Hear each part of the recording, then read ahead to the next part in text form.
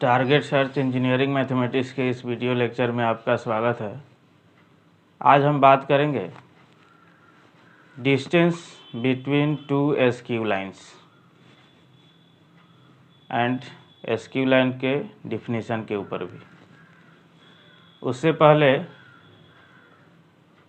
आप छात्रगण से एक आग्रह है कि जो भी आप लेक्चर देख रहे हैं उसको पूरा का पूरा देखें।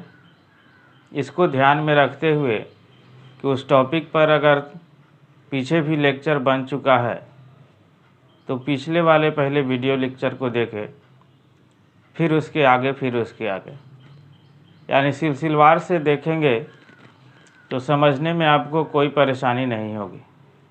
और साथ साथ चैनल को सब्सक्राइब करके बेल आइकन को भी दबा दें ताकि जो भी वीडियो यहाँ से अपलोड हो तो उसका लिंक जल्द से जल्द आपको मिले।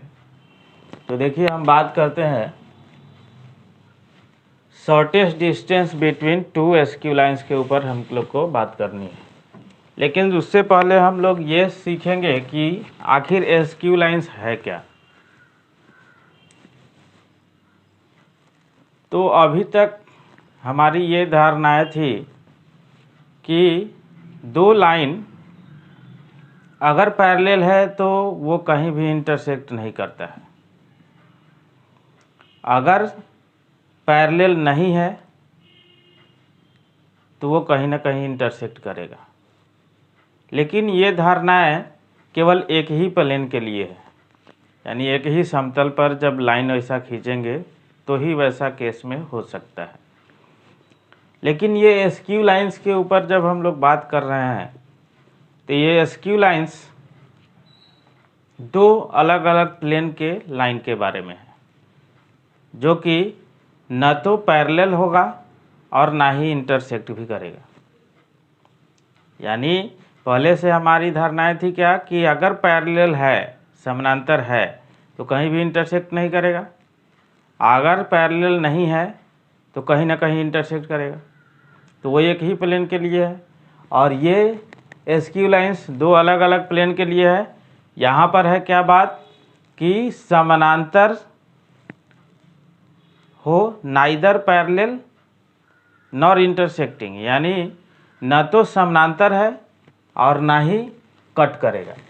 तो देखिए, यहाँ पर हम लोग डिफिनीशन बनाएंगे एसक्यू लाइंस का कि टू और मोर लाइंस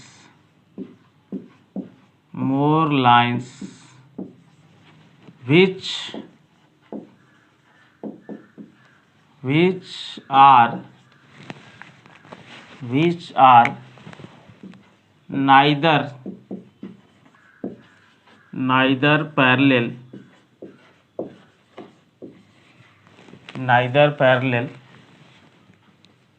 nor intersecting।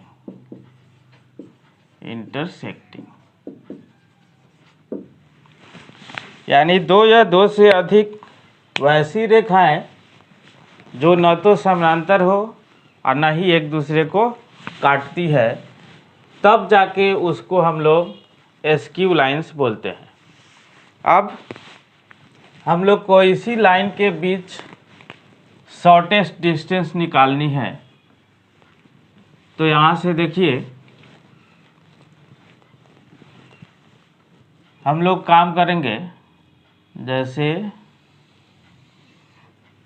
ये मान लेते हैं कि ये दोनों एसक्यू लाइंस है। लेकिन थोड़ा सा यहाँ पर आपको कष्ट होगा कि ये दोनों लाइन हम तो एक ही प्लेन यानी बोर्ड पर पढ़ा रहे हैं, तो दोनों लाइन तो इसी पर खींचना पड़ेगा। ठीक है, तो इस बात का ध्यान रखेंगे। हम लोग इमेजिन करेंगे कि ये लाइन कहीं भी कट नहीं करेगा। जैसे मान लीजिए ना कि यहाँ पर जो लाइन है, ये एक लाइन है, तो ये एक लाइन है बोर्ड में है, और ये एक लाइन है अदर प्लेन में है। तो ये दोनों लाइन न तो पैरेलल है और ना इंटरसेक्ट कर रहा है। ये यहाँ से जा रहा है और ये यहाँ से जा रहा है। तो इसी के बीच का डिस्टेंस हमको निकालनी है। लेकिन जब भी हम लोग जो शॉर्टेस्ट डिस्टेंस निकालते हैं तो जिस लाइन के बीच का भी निकाले वो शॉर्टेस्ट डिस्टेंस दोनों लाइन पर परपेंडिकुलर होंगे। तो यहाँ पर देखिए हम लोग यहाँ पर जो परपेंडिकुलर डिस्टेंस है मान लेते हैं कि यही परपेंडिकुलर डिस्टेंस है हमारा, ठीक है, पी क्यू, जो कि शॉर्टेस्ट डिस्टेंस, यानी शॉर्टेस्ट डिस्टेंस का मतलब ही परपेंडिकुलर डिस्टेंस हो जाएगा दोनों लाइन पर। तो हम लोग यहाँ पर 90 बना दिए। तो अब यहाँ से देखिए पी क्यू हमने ले लिया। अब इस लाइन का इक्वेशन मान लेते हैं कि vector r equal to position vector a1 plus lambda into parallel vector b1 है, और इस लाइन का इक्वेशन जो है vector r equal to a2 position vector plus lambda into vector b2 है, यानी पोजीशन वेक्टर a1 से पास करता है और b1 के पैरेलल होता है। तो मान लीजिए ना कि यहाँ पर जो है ये ही b1 है, जो b1 वेक्टर है इस प्रकार से है कि a1 i cap plus b1 j cap plus c1 k cap, ठीक है। और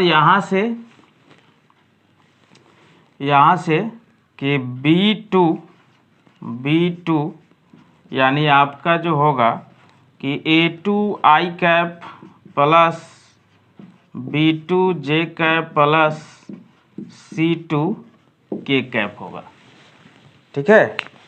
तो अब देखिए, अब यहाँ हम बात करेंगे कि दोनों लाइन पर परपेंडिकुलर ये हो गया, और इसी शॉर्टेस्ट डिस्टेंस को निकालना है जिसको हम लोग d बोले। और यहाँ पर हो सकता है मान लीजिए कि यहाँ पर एक पोजीशन वेक्टर जिससे पास कर रहा है वो r है, ठीक है, जो कि a1 है, ठीक है।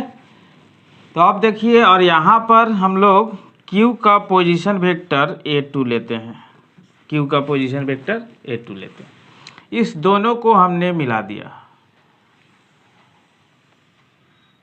ठीक है। तो मान लीजिए कि ये एंगल तक कुछ होगा जो कि थीटा। अब हम लोग को यही काम निकालना है, क्या, तो पी क्यू का डिस्टेंस। तो देखिए फ्रॉम फिगर, यहाँ पर लिखते हैं हम फ्रॉम फिगर, क्या,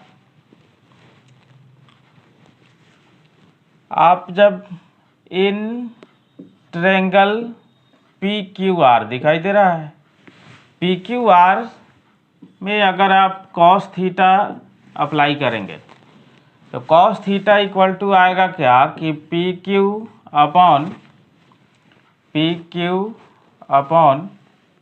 आर क्यू, ठीक है।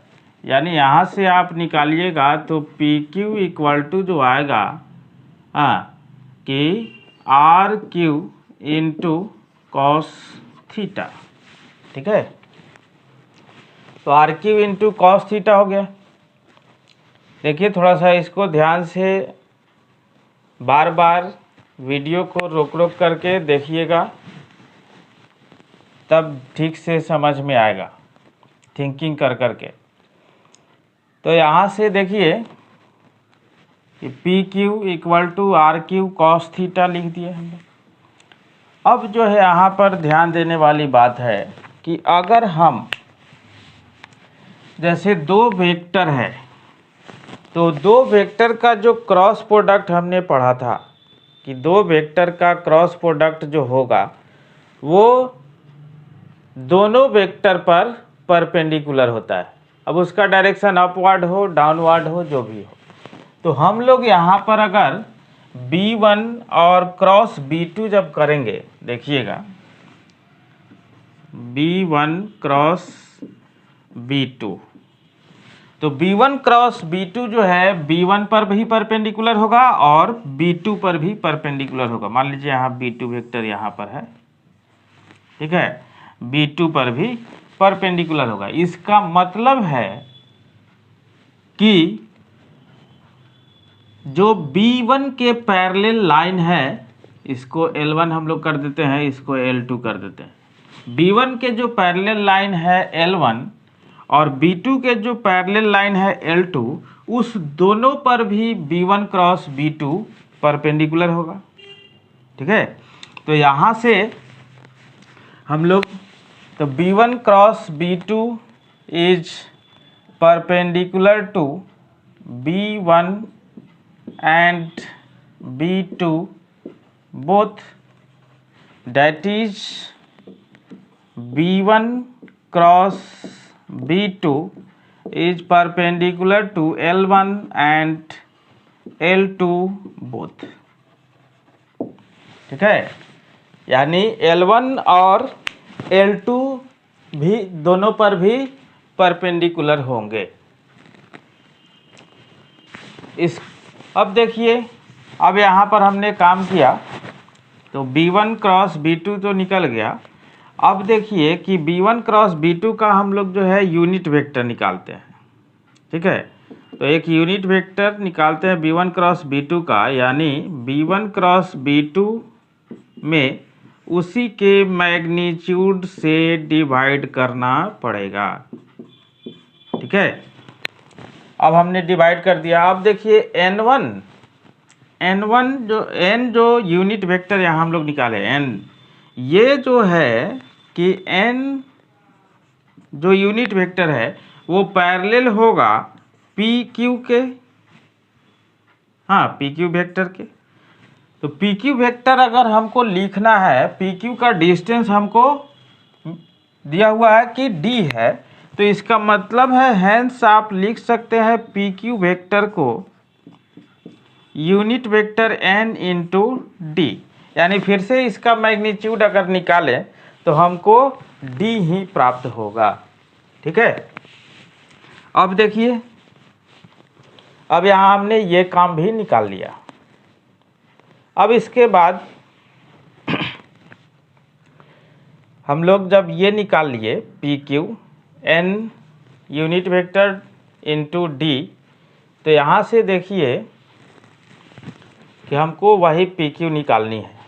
तो हम लोग यहाँ से एक अप्लाई करेंगे सिंस देखिएगा कि PQ वेक्टर डॉट अगर RQ वेक्टर लिखे हम लोग, तो इसका मतलब क्या होगा? इसका मतलब होगा कि आपको जो है PQ का मैग्नीट्यूड इंटू RQ का मैग्नीट्यूड इंटू कॉस थीटा, वही जो उस दोनों के बीच का जो एंगल है।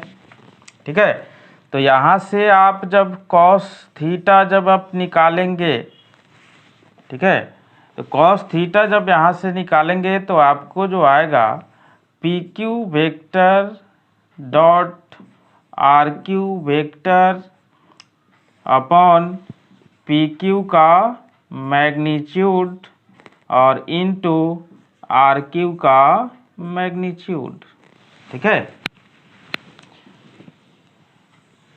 एकदम धीरे धीरे जो है इसको ढंग से समझना है, ध्यान केंद्रित करते हुए। तो यहाँ से देखिए कि कॉस थीटा जब यहाँ से निकाल लिए हम लोग, और यहाँ से अगर आप कॉस थीटा निकालें तो देखिए कि कॉस थीटा का वैल्यू जो ऊपर से मिला हुआ है, क्या मिला हुआ है? PQ by RQ। तो उसी का यूज करते हैं हम लोग यहाँ, यानी कॉस थीटा के जगह पर क्या डाल सकते हैं हम लोग? PQ upon RQ। देखिए जो भी ट्रिगोनोमेट्रिकल फंक्शन जो निकलता है उसका जो वैल्यू होता है वो मैग्नीट्यूड के फॉर्म में होता है। ठीक है, इसका ध्यान रखें। तो इक्वल टू इसी में पुट करना है, तो PQ, हाँ अब PQ का भी वैल्यू पुट करते चलिए। तो PQ जो वेक्टर है देखिए यहाँ पर मिला हुआ है N unit vector into D। ठीक है, और RQ जो वेक्टर मिलेगा देखिएगा RQ, यानी हम लोग क्या सीखे थे कि vector joining between two points, यानी टर्मिनल माइनस इनिशियल। ठीक है, तो यहाँ पर RQ का जो वैल्यू होगा क्या होगा, वेक्टर A2 माइनस A1। ठीक है। अब बाई मैग्नीट्यूड ऑफ PQ, तो मैग्नीट्यूड ऑफ PQ तो D ही आएगा, D। RQ का मैग्नीट्यूड यानी RQ आप ऐसे भी लिख सकते हैं, मैग्नीट्यूड है इसलिए। तो यहाँ से देखिए RQ से RQ कैंसिल हुआ, यानी आपको PQ equal to N unit vector. अब देखिए N यूनिट वेक्टर यहाँ मिला हुआ है आपको, ठीक है। यहाँ D से D भी कैंसिल होगा, तो N यूनिट वेक्टर के जगह पर जब आप पुट करेंगे तो B1 cross B2 upon magnitude of B1 cross B2 और डॉट किसके साथ, तो A2 माइनस A1 के साथ। ठीक है। अब ध्यान रखें कि यहाँ पर जो है कि PQ आपको क्या है, देखिए वही परपेंडिकुलर डिस्टेंस है L1 एंड L2 के बीच का। ठीक है। तो तब यहाँ से हम लोग ये एक प्रकार का डिस्टेंस है PQ, इसका मतलब है कि ये D के इक्वल होगा। देखिए PQ को D लिया गया है, तो डिस्टेंस कभी भी निगेटिव नहीं होता है, इसलिए हम लोग इसमें पूरा में होल में मैग्नीट्यूड लगा देंगे। तो यहाँ पर लिखेंगे B1 cross B2 dot A2 minus A1 upon magnitude of B1 cross B2। ठीक है। यही आपका शॉर्टेस्ट डिस्टेंस का फार्मूला हो गया, जो कि ये shortest distance in vector form है, इन वेक्टर फॉर्म है। ठीक है। अब देखिए इसका हम लोग कार्टेशियन फॉर्म भी देखते हैं। देखिए हम लोग अब कार्टेशियन फॉर्म के बारे में काम करेंगे। पहले जो शॉर्टेस्ट डिस्टेंस जो आया था आपको SD, उसको बोलेंगे हम लोग shortest distance between two SQ lines. तो जो आया था magnitude of B1 cross B2 dot A2 minus A1 upon magnitude of B1 cross B2 और फिर होल का मैग्नीट्यूड, क्योंकि डिस्टेंस निगेटिव नहीं होता है। तो ये हमारा वेक्टर फॉर्म आया था। अब देखिए जो हम लोग कार्टेशियन फॉर्म जब इक्वेशन का निकालेंगे, जिस तरीका से हम लोग यहाँ पर लिए हुए थे कि A2 पोजीशन वेक्टर जब जो है निकालिएगा तो उसका पॉइंट X2 Y2 Z2 ले लीजिए, यानी X2 I cap plus Y2 J cap plus Z2 K cap हो जाएगा। A1 पोजीशन वेक्टर का पॉइंट जो है X1 Y1 Z1 कर लीजिए, यानी X1 I cap plus Y1 J cap plus Z1 K cap हो जाएगा। एंड जो है जो लिए थे हम लोग कि B1 जो कि A1 I cap plus B1 J cap plus C1 K cap and B2 जो पोजीशन वेक्टर है पैरेलल वेक्टर है, B1 और B2 पैरेलल वेक्टर है लाइन के, plus B2 J cap plus C2 K cap. ठीक है। तो इससे जो इक्वेशन आएगा कार्टेशियन फॉर्म में, वो इक्वेशन पहला जो बनेगा x minus x1 by A1 equal to y minus y1 upon B1 equal to z minus z1 upon C1, ये बनेगा। एंड दूसरा जो बनेगा कि x minus x2 upon A2 equal to y minus y2 upon B2 equal to z minus z1 upon Z2 upon C2, यही बनेगा equation 1 का Cartesian form, equation 2 का कार्टेशियन फॉर्म। लेकिन हम लोग को जब इसका कार्टेशियन फॉर्म में निकालना है तो आप जो है डायरेक्ट यही सब काम जो है निकाल लीजिए, बस हमको इस इक्वेशन से भी मतलब नहीं है, ऐसे इस इक्वेशन को लिख दिए हैं कि क्या क्या पुट होगा वहाँ, इससे पता चलेगा। तो पहले B1 क्रॉस B2 निकालते हैं हम लोग कि सिंस B1 क्रॉस B2 जब निकालिएगा तो यहाँ से आएगा आई कैप, यहाँ पर J कैप, यहाँ पर K कैप। ठीक है, यानी B1 का मतलब A1 B1 C1 A2 B2 C2। ठीक है, इसका अगर जो है वेक्टर फॉर्म में निकाले, ये डिटर्मिनेंट फॉर्म में है, तो आई कैप इनटू क्या होगा B1 C2 minus B2 C1। ठीक है, माइनस J कैप का मतलब A1 C2 minus A2 C1 और plus K A1 C2 minus A2 C1 हो गया इसके लिए, और K के लिए आएगा K into A1 B2 minus A2 B1। ठीक है, अब देखिए नीचे तो इसी के मैग्नीट्यूड का आवश्यकता है, तो सिंस B1 क्रॉस B2 जो ये वेक्टर फॉर्म आया है उसमें शॉर्टेस्ट डिस्टेंस में, तो मैग्नीट्यूड जब निकालेंगे तो आपको आएगा रूट अंडर। ठीक है, यानी B1 C2 minus B2 C1 whole square plus, यहाँ से माइनस का होल स्क्वायर तो प्लस ही हो जाता है, चाहे माइनस को अंदर भेज के इसको A2 C1 minus A1 C2 भी कर सकते हैं, तो उससे कोई फर्क नहीं पड़ेगा। तो A1 C2 minus A2 C1 का होल स्क्वायर, क्योंकि A माइनस B का whole square equal to B minus A का होल स्क्वायर, प्लस यहाँ पर A1 B2 minus A2 B1 whole square. Magnitude नीचे वाला आ गया, बस हमारा काम ऊपर वाला को निकालना है मेनली।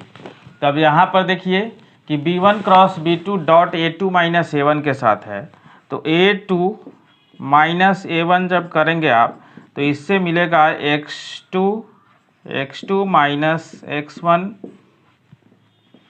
हाँ x2 minus x1 I cap plus y2 minus y1 J cap और plus Z2 minus Z1 K cap.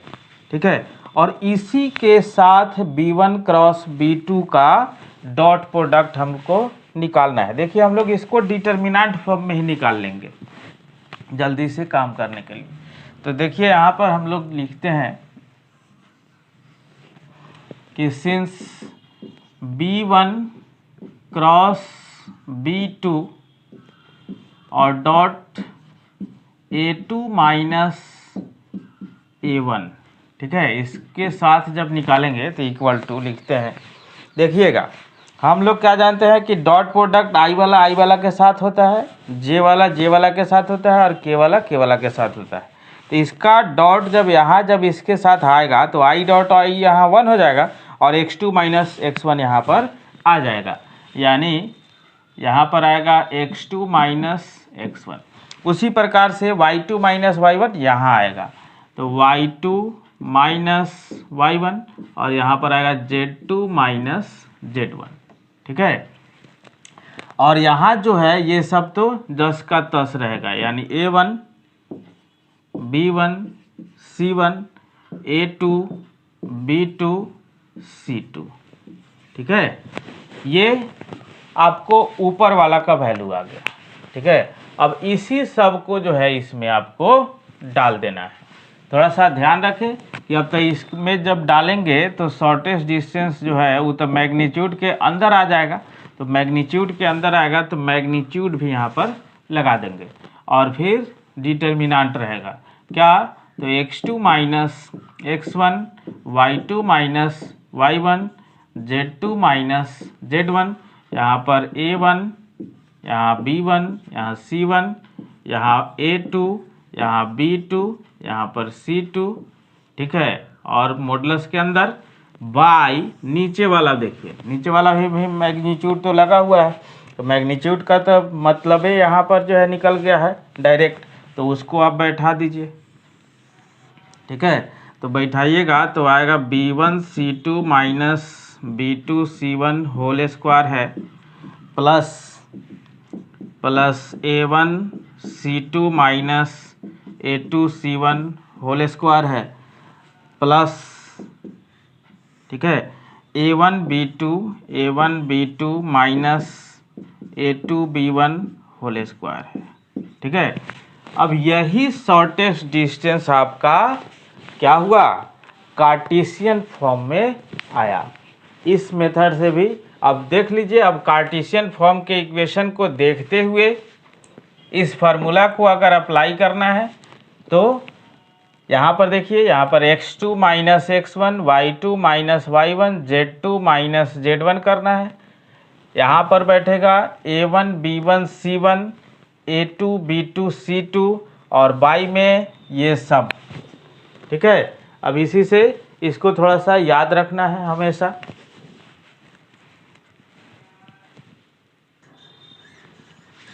ये देखिए example, find the shortest distance between lines L1 and L2 whose vector equations are इतना and इतना। तो ये equation 1 हुआ, ये equation आपका 2 हुआ। तो देखिए सिंस यहाँ से डायरेक्ट हम लोग छांटेंगे कि A1 जो आएगा वो आ जाएगा आपको I plus J cap and B1 आएगा 2I कैप माइनस जे कैप प्लस के कैप। A2 आएगा आपको 2I कैप प्लस जे कैप माइनस के कैप एंड B2 आएगा आपको 3I cap minus 5J cap plus 2K cap, ठीक है। तो यहाँ पर आप जो है जब ये सब छांट लेंगे तो शॉर्टेस्ट डिस्टेंस का फार्मूला भी लिख देंगे।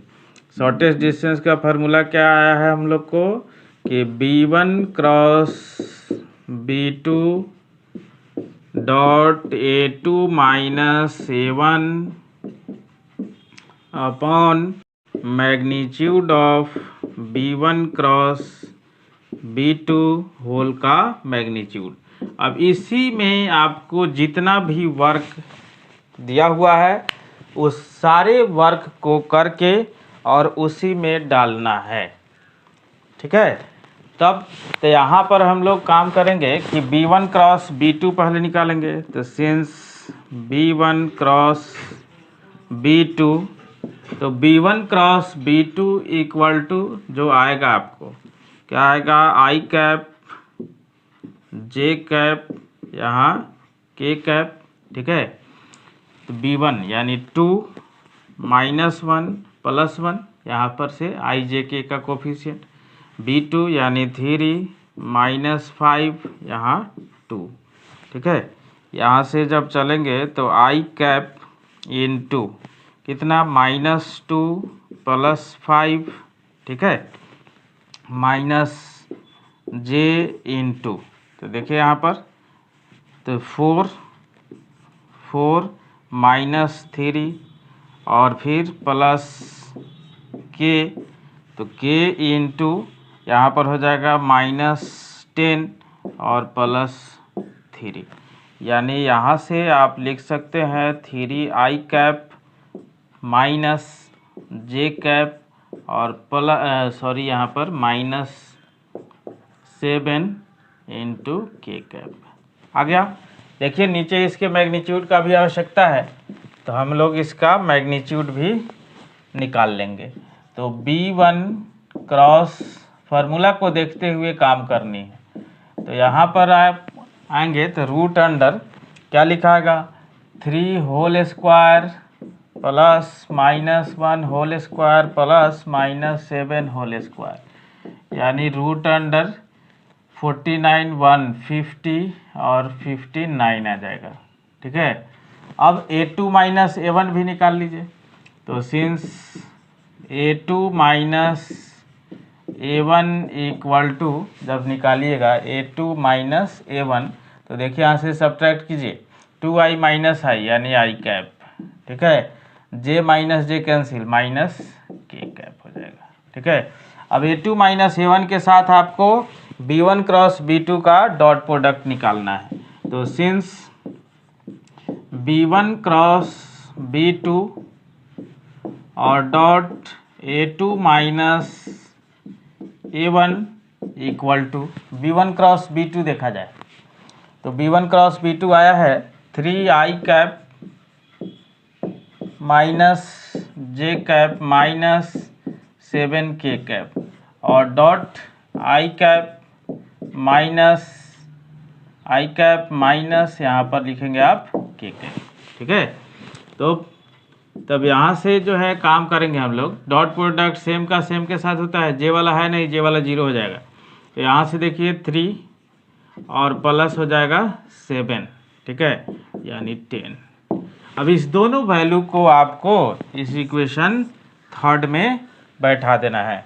तो हेंस एस डी यानी shortest distance equal to modulus, ऊपर देखिए B1 cross B2 minus A2 B1 cross B2 dot A2 minus A1 का जो वैल्यू आया है वो कितना आया है, 10 आया है, अपॉन अब देखिए मैग्नीट्यूड जो आया है आपको √59 आया है, यानी शॉर्टेस्ट डिस्टेंस इतना ही हो गया 10 अपॉन √59 यूनिट्स।